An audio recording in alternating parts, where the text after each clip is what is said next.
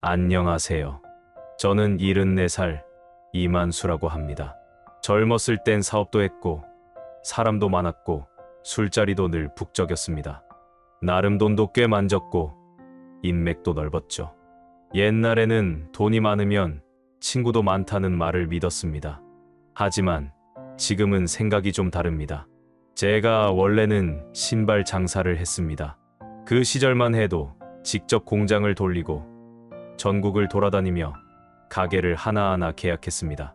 한창 장사가 잘 될 땐 직원만 10명 넘게 데리고 있었고 몇몇 동업자들과도 함께 사업을 확장했죠.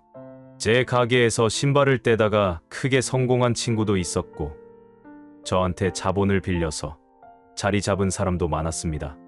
돈이 있으니 술자리는 늘 컸고 주위에 사람들이 넘쳐났습니다. 하지만 세월은 변했습니다. 싸게 수입한 중국산 제품이 시장을 장악하면서 가게는 점점 어려워졌고 결국 사업을 접을 수밖에 없었습니다. 하지만 다행히도 장사할 때 번 돈으로 건물 하나를 사뒀습니다. 사업이 망하고도 저는 그 건물 덕에 살 수 있었습니다. 매달 월세가 들어오니 굳이 다시 돈을 벌려고 애쓰지 않아도 됐습니다. 오히려 친구들은 저를 부러워했죠. 만수는 좋겠다. 그냥 앉아서 돈 벌고. 형님은 건물 주니까 편안하게 사는 거 아니요? 그 말을 들을 땐 저도 모르게 으쓱해지곤 했습니다. 하지만 건물 하나 있다고 해서 인생이 늘 편안한 건 아닙니다. 몇 달 전부터 건물에 법적인 문제가 생겼습니다. 서류를 다시 살펴보니 과거 계약에서 놓친 부분이 있었던 겁니다. 처음엔 대수롭지 않게 넘겼습니다. 그래도 이 정도는 해결할 수 있다고 생각했으니까요. 그리고 무엇보다 저는 주변에 힘 있는 친구들이 많았으니까요. 첫 번째로 찾은 사람은 박 변호사였습니다. 학창 시절부터 친구였고 지금은 제법 유명한 변호사가 되어 있었습니다. 전화를 걸어 사정을 이야기하자 박 변호사는 처음엔 반갑게 받더군요. 야, 만수야. 오랜만이다. 잘 지내지? 박변. 나 좀 도와줘야겠다. 도움? 무슨 일인데? 건물에 문제가 생겼다고 설명하자 박 변호사는 순간 말이 느려졌습니다. 그리고는 애매한 조언을 몇 마디 건네더니 결국은 이게 참 복잡한 문제라서라며 대충 얼버무리더군요. 나는 그가 내 일에 깊이 관여하고 싶지 않다는 걸 단번에 눈치챘습니다. 한번 서류를 좀 봐주면 안 되겠냐? 내가 요즘 좀 바빠서 그냥 다른 변호사한테 상담 한번 받아봐. 그 말을 듣는 순간 기분이 묘했습니다. 바쁜 건 알겠는데 그래도 오랜 친구인데 조금 더 신경 써줄 수도 있지 않나 싶었습니다. 그날 저녁 속이 답답해져서 오랜 친구들을 불러 술자리를 가졌습니다. 예전부터 함께했던 사람들, 사업할 때 늘 함께했던 친구들이죠. 한 잔, 두 잔 술이 들어가고 분위기가 좋아졌을 때 저는 조심스럽게 말을 꺼냈습니다. 내가 요즘 건물 문제로 좀 골치가 아프다. 그 말을 듣는 순간 친구들의 분위기가 살짝 바뀌었습니다. 좀 전까지 웃고 떠들던 사람들인데 갑자기 다들 조용해졌습니다. 장 사장이 먼저 입을 열었습니다. 아이고, 만수야. 너도 참. 그거 계약할 때 좀 신중하게 봤어야지. 그러게. 요즘 세상이 어떤 세상인데 좀 더 꼼꼼하게 했어야지. 마치 내 실수라고 몰아가는 분위기였습니다. 기분이 씁쓸했지만 그래도 이들은 내 오랜 친구들이니까 설마 싶었습니다. 그래서 장난스럽게라도 도움을 청해봤습니다. 야, 장 사장. 너 사업 잘 되잖아. 혹시 급한 돈 좀 융통해줄 수 있겠냐? 장 사장은 손을 휘 내저으며 웃었습니다. 야야, 요즘 누가 친구한테 돈 빌려주냐? 우리도 다 사정 있어. 한마디로 거절이었습니다. 그래도 분위기를 풀어보려고 농담 삼아 말했습니다. 농담 삼아 하는 말인데 나중에 혹시 잘못되면 우리 딸 좀 부탁한다. 그런데 그 말에 오히려 김 대표가 피식 웃으며 말하더군요. 야, 내 딸 이제 다 컸잖아. 그 정도면 됐지. 뭘 그렇게 걱정하냐. 그 말을 듣는 순간 가슴 한쪽이 서늘해졌습니다. 그날 밤 집에 돌아와 혼자 생각했습니다. 나는 평생을 친구들과 어울리며 살아왔습니다. 같이 돈을 벌고 술을 마시고 고민을 나누고 함께 늙어갔습니다. 그런데 정작 내 인생에서 중요한 순간이 오자 그들은 모두 뒤로 빠졌습니다. 그제야 문득 이런 생각이 들었습니다. 친구가 많아봐야 무슨 소용이 있을까? 오랜 세월 친구들과 함께하며 살아왔고 어려운 일이 생기면 당연히 서로 도와줄 거라 믿었지만 현실은 그렇지 않았습니다.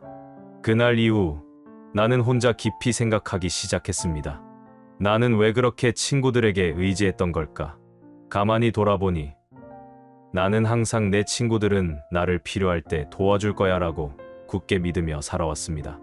아니, 그보다 나는 친구들이 어려운 일이 생기면 반드시 도와야 한다고 생각하며 살아왔던 사람이었습니다.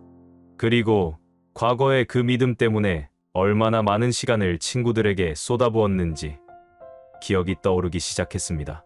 그리고 그것 때문에 아내와 싸웠던 일들이 하나둘씩 떠올랐습니다. 그 중에서도 가장 선명하게 남아있는 기억은 장 사장의 사업이 기울어갔던 때였습니다. 그때 나는 마치 내 일처럼 나섰습니다. 장 사장은 돈도 많았고 입만 열면 형님 하면서 따랐던 후배였는데 갑자기 일이 안 풀린다며 찾아와 도움을 요청했습니다. 나는 고민도 없이 그를 도우러 나섰습니다. 그때가 마침 아내 생일이었죠. 아내는 오랫동안 내 눈치를 보면서도 조심스럽게 말했습니다. 여보, 오늘은 그냥 집에서 밥 먹고 우리 딸이랑 같이 시간 보내자. 나는 그 말을 듣고도 태연하게 대꾸했습니다. 장 사장이 지금 힘든데 내가 안 도와주면 안 돼. 이럴 때 돕는 게 친구지. 미안한데 저녁은 다음에 챙길게. 그날 나는 장 사장을 도우러 나갔고 아내는 아무 말 없이 혼자 밥을 차려 먹었습니다. 딸은 그때 초등학생이었는데 아빠가 집에 있는 줄 알고 좋아하다가 나가는 걸 보고 시무룩해졌습니다. 하지만 나는 그때 그런 것들을 대수롭지 않게 넘겼습니다. 그저 나 아니면 장 사장이 더 힘들어질 거야라는 생각뿐이었습니다. 그리고 그날 이후에도 나는 친구들 일을 먼저 챙겼습니다.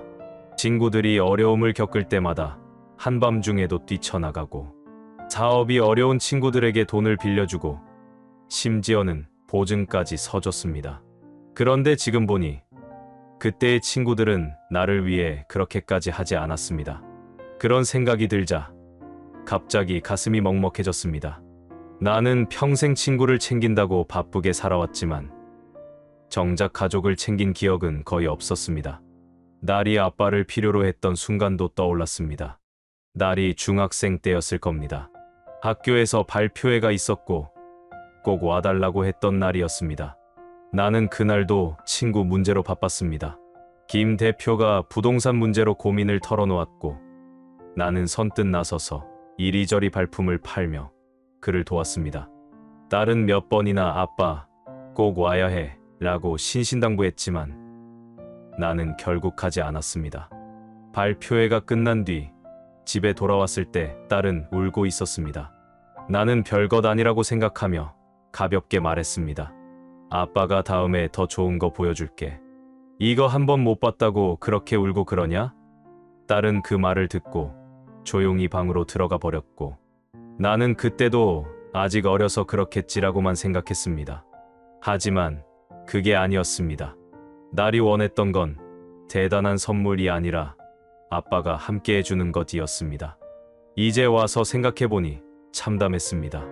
나는 내 가족을 위해 무엇을 했던가? 아내가 중요하다고 했던 날들, 딸이 나를 원했던 순간들, 그 모든 때에 나는 친구를 선택했습니다. 친구가 우선이었고 친구를 위해서라면 무엇이든 해야 한다고 생각했습니다. 그렇게까지 챙겼던 친구들이 지금 나를 어떻게 대하고 있나? 평생 처음으로 나는 나 자신이 참담했습니다. 그런데 그런 생각을 하다 보니 오래전에 또 다른 기억이 떠올랐습니다. 39살 무렵이었습니다. 그때 나는 사업이 잘 되어서 돈도 꽤 있었습니다. 친구 중에 성철이라는 녀석이 있었는데 그 친구가 사업이 완전히 망해서 노숙자 신세가 되었다는 겁니다. 나는 당장 차를 몰고 그를 만나러 갔습니다. 성철은 몰골이 말이 아니었습니다. 한때 반짝 성공을 했던 친구였는데 온몸이 허름한 옷에 얼굴은 수염이 덥수룩했고 마치 몇 달은 씻지 않은 사람처럼 보였습니다. 그는 한쪽 벤치에 앉아 있었고 내가 다가가자 눈물을 흘리더군요. 나는 고민할 것도 없이 그를 내 차에 태웠습니다. 그리고 바로 내 가게 한켠에 작은 공간을 마련해 주었습니다. 씻을 수 있도록 해주고 옷도 사다 줬습니다. 당장 다시 일할 수 있도록 가게 일을 도와주게 했죠. 그때 아내가 걱정스러운 눈으로 말했습니다. 여보, 아무리 친구라도 이건 좀 아닌 것 같아. 우리도 가게 사정이 좋을 때가 아니잖아. 하지만 나는 아내의 말을 들을 생각이 없었습니다. 이럴 때 도와주지 않으면 친구가 무슨 소용이야? 나는 성철이가 다시 일어설 수 있도록 장사하는 법을 가르쳐줬고 가게 운영에 필요한 것도 챙겨줬습니다. 성철이는 조금씩 돈을 모으기 시작했습니다. 그리고 결국 가게를 나가서 혼자 살아가겠다고 하더군요. 나는 성철이를 응원하며 마지막으로 돈을 조금 쥐어주었습니다. 몇 년 후 성철이가 사업을 시작했다는 소식을 들었습니다. 돈을 좀 벌었다고 하더군요. 나는 정말 기뻤습니다. 친구가 다시 일어섰다는 게 마치 내 일처럼 뿌듯했으니까요. 그런데 어느 날 내가 우연히 그의 가게 근처를 지나가다 마주쳤습니다. 나는 반가운 마음에 그를 불렀습니다. 야, 성철아, 잘 지냈냐? 그런데 성철이는 어딘가 어색한 표정을 지었습니다. 그리고는 주변을 두리번거리며 작은 목소리로 말했습니다. 만수야, 미안한데 나 지금 바빠서 다음에 보자. 그때까지는 별 생각 없었습니다. 장사하느라 바쁜가 보다 했죠. 하지만 그 뒤로 몇 번이고 전화를 해도 받질 않았습니다. 혹시 무슨 일이 있나 싶어 가게를 찾아갔더니 직원이 문 앞을 막아섰습니다. 사장님, 바쁘십니다. 그 말을 듣는 순간 나는 깨달았습니다. 성철이는 내가 자신을 도와줬던 과거가 부담스러웠던 것입니다. 나중에는 아예 내 연락을 피하고 내게 고마웠다는 말 한마디도 없이 그렇게 나를 멀리했습니다. 나는 이제야 깨닫습니다. 내가 그렇게까지 했던 건 친구에 대한 의리가 아니라 나 스스로가 좋은 사람이라는 착각 속에서 살고 있었던 것이라는 걸. 나는 친구들에게 모든 걸 걸었지만 그 친구들은 나를 그렇게까지 생각하지 않았습니다. 나는 친구가 어려운 순간이면 내 가족을 희생하면서까지 도왔지만 정작 나의 어려운 순간엔 그들은 하나같이 등을 돌렸습니다. 나는 평생을 친구라는 이름 아래 살았지만 이제 와서 보니 친구가 아닌 허상과 함께 살아온 것만 같았습니다. 그런데 조금 더 차분하게 생각해보니 문제는 친구들이 아니었습니다. 문제는 나였습니다. 내가 먼저 그들에게 의지했고 내 인생에서 가장 중요한 건 친구라고 믿으며 살았습니다. 그런데 주변을 돌아보니 세상 사람들은 그렇게 살지 않았습니다. 모두가 가족을 중심으로 살아가고 있었는데 나만 친구를 중심으로 살았던 겁니다. 그동안 나는 가족보다 친구들을 먼저 챙겼습니다. 그런데 지금 와서 보니 정작 내가 힘들어진 순간 친구들은 곁에 없었습니다. 그 생각을 하니 불현듯 불안감이 엄습해왔습니다. 혹시 가족들도 나를 버리는 건 아닐까? 나는 평생 가족보다 친구를 우선시하며 살았고 가족에게는 늘 미안하다는 말로 넘어갔습니다. 그런데 이제 와서 내가 그들에게 기대려고 하면 그들도 나를 친구들처럼 밀어내는 건 아닐까? 그런 두려움이 생겼습니다. 그날 밤 나는 거실에 멍하니 앉아 있었습니다. 방 안에서 아내가 나오더니 조용히 내 앞에 차 한 잔을 내려놓았습니다. 나는 그제야 깨달았습니다. 아내가 항상 이렇게 해왔다는 걸. 아내가 내 옆에 앉더니 조용히 말했습니다. 당신 요즘 많이 힘들지? 나는 아무 말도 할 수 없었습니다. 지금껏 친구들에게도 심지어 내 자신에게도 솔직하지 않았는데 아내 앞에서는 모든 걸 숨길 수 없었습니다. 조용히 한숨을 내쉬자 아내가 내 손을 가만히 잡았습니다. 당신이 지금 힘든 거 나도 알아. 그런데 당신한테는 우리가 있잖아. 그 말을 듣는 순간 가슴이 먹먹해졌습니다. 며칠 후 딸이 집에 들렀습니다. 예전 같았으면 나는 친구들과 어울리느라 바빴을 것이고 딸과 마주 앉아 이야기하는 일이 드물었을 겁니다. 하지만 이제는 상황이 달랐습니다. 딸은 오랜만에 얼굴을 보러 왔다고 했지만 내 얼굴을 보자마자 금세 걱정스러운 표정을 지었습니다. 아빠, 요즘 많이 지쳐 보여요. 나는 애써 웃으며 말했습니다. 아이고, 내 아빠가 아직도 그렇게 약해 보이냐? 딸은 가만히 나를 바라보다가 한숨을 내쉬며 말했습니다. 아빠, 나는 어릴 때부터 항상 아빠가 멀리 있는 것 같았어요. 바쁘다고, 중요한 일 있다고, 친구들 챙겨야 한다고 늘 집에 없었잖아요.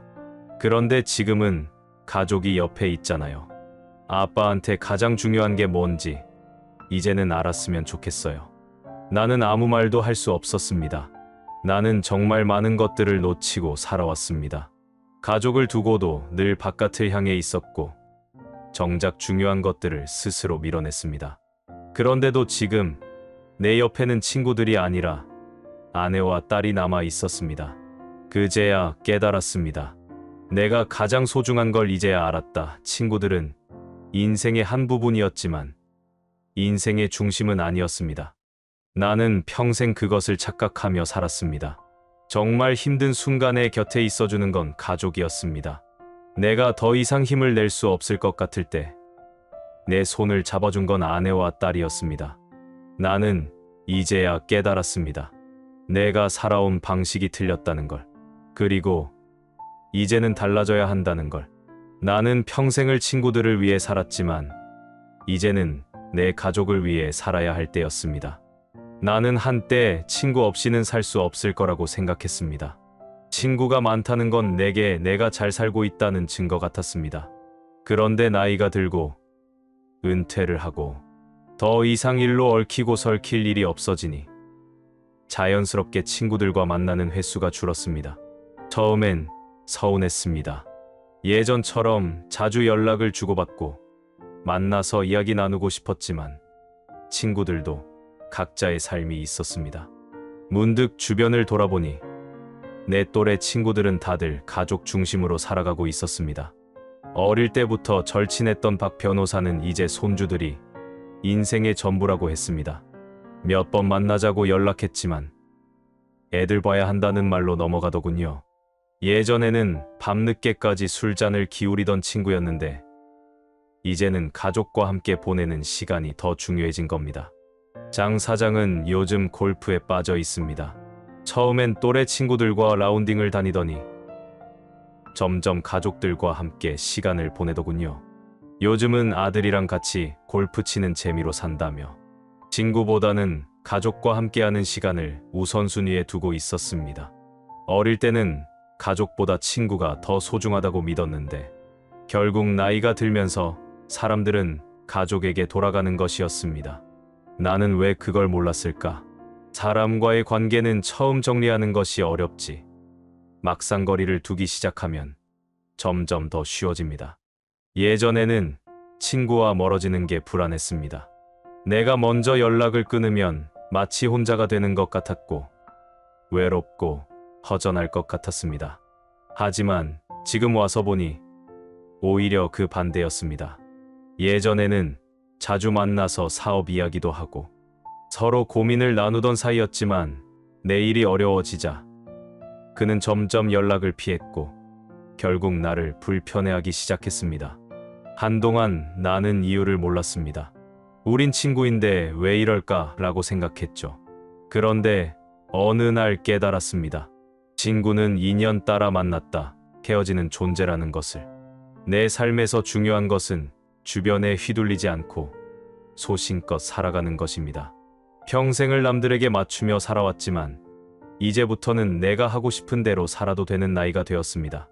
예전 같았으면 친구들과의 관계를 유지하기 위해 싫어도 억지로 술자리에 나갔을 겁니다.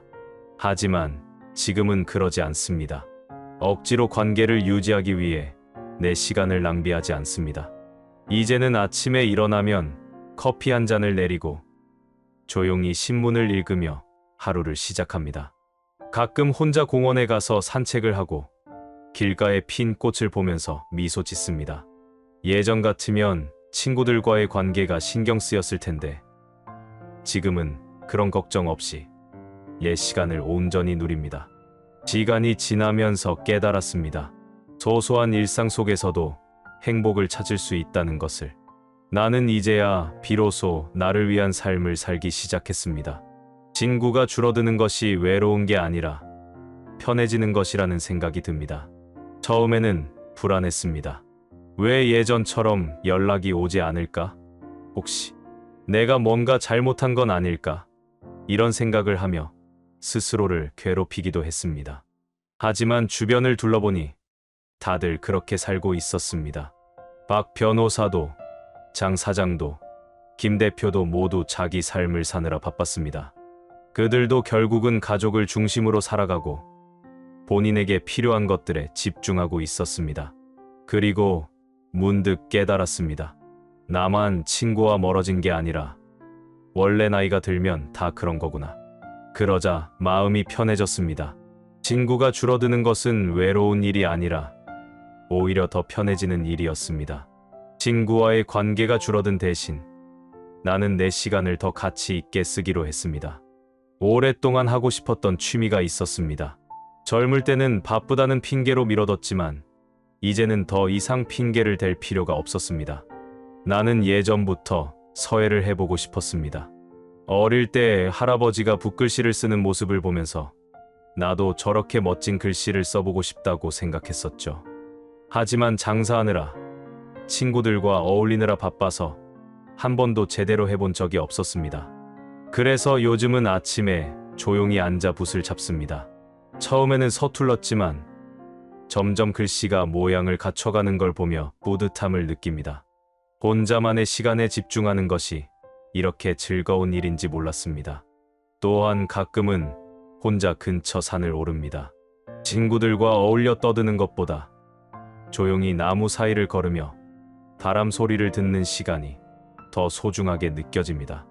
오히려 이 시간을 나 자신을 위해 쓰면서 쓸데없는 인간관계에서 오는 스트레스로부터 자유로워질 수 있다는 걸 깨달았습니다. 이제는 남들보다 나를 더 신경 쓰며 살아가는 법을 배우고 있습니다. 그리고 그런 삶이 생각보다 꽤 괜찮다는 걸 조금씩 실감하고 있습니다. 친구는 결국 스쳐가는 인연이었다.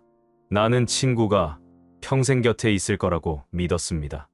어려울 때 도와주면 그들도 나를 도울 것이고 내가 진심을 다하면 그들도 진심을 다할 거라고 생각했습니다. 하지만 현실은 그렇지 않았습니다.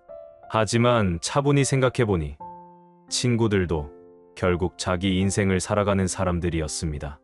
나는 친구를 위해 희생했고 친구를 위해 많은 것을 포기했지만 그들은 그렇게까지 하지 않았습니다. 그리고 그것이 자연스러운 일이라는 걸 이제야 이해하게 되었습니다. 가족이야말로 나의 진짜 인연이었다. 내가 힘든 순간 내 손을 잡아준 건 친구가 아니라 아내와 딸이었습니다. 나는 평생 친구를 위해 살면서 가족에게 많은 걸 소홀히 했습니다. 중요한 날에도 친구를 챙겼고 가족보다 친구가 우선이라고 생각했습니다. 하지만 내가 어려움을 겪었을 때 내 옆에 남아있는 건 가족뿐이었습니다. 아내는 조용히 나를 위로해 주었고 딸은 내 이야기를 들어주며 나를 걱정했습니다. 그제야 깨달았습니다. 내가 정말 소중하게 여겨야 할 사람들은 늘 내 곁에 있었던 가족이었다는 것을. 이제는 나를 위한 삶을 살아야 한다. 친구와 멀어진다는 것은 외로운 일이 아닙니다. 그저 자연의 순리일 뿐입니다. 그리고 이제 나는 그 관계에서 자유로워졌습니다. 더 이상 친구에게 맞추느라 내 삶을 희생하지 않을 것입니다. 이제는 나를 위한 삶을 살아야 할 때입니다. 그동안 하고 싶었지만 미뤄둔 일들을 하며 나 자신을 돌보며 조용하지만 따뜻한 하루하루를 살아갈 것입니다. 친구 없이도 행복하게 사는 법을 배웠고 혼자서도 충분히 만족스러운 삶을 살아갈 수 있음을 알게 되었습니다.